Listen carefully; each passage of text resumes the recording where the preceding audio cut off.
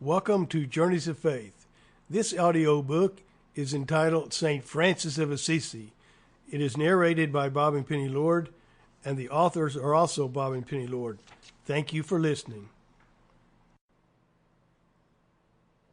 Hello, family, and welcome. We're Bob and Penny Lord, and today we would like to introduce you to St. Francis of Assisi. He is God's heavenly contradiction. Lenin, the major molding force of the communist revolution, said on his deathbed, "If only we had 100 Francis of Assisis, the revolution would have been a success." Francis is every man, the brilliant, multifaceted diamond of Jesus.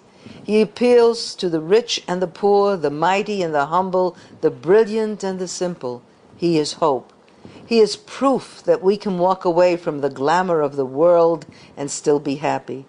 Francis came from money. He was groomed all his life to be a knight.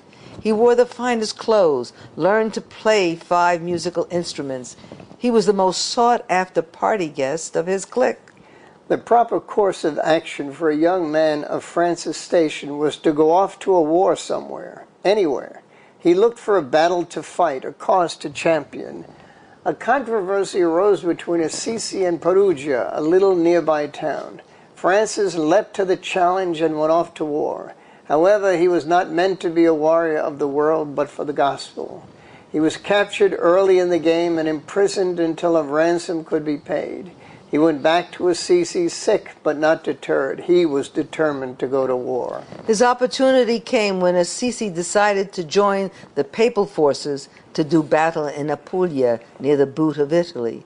Francis and a group of young men from Assisi set out for the war zone. He got as far as Spoleto, 50 miles away from home, where he stayed overnight. The Lord spoke to his heart.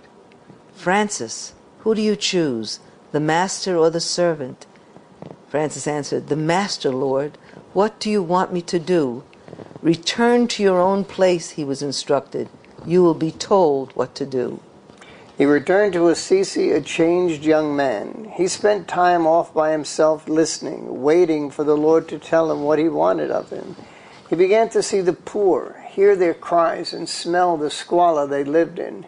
He could not reconcile that his family had so much and these people so little. So in his simplicity, he took valuables from his home, cloth from his father, converted them into money, and gave it to the poor. This was the beginning of Francis' conversion. The Lord placed on his heart he was to hate the things he had formerly loved and to love the things he had formerly hated.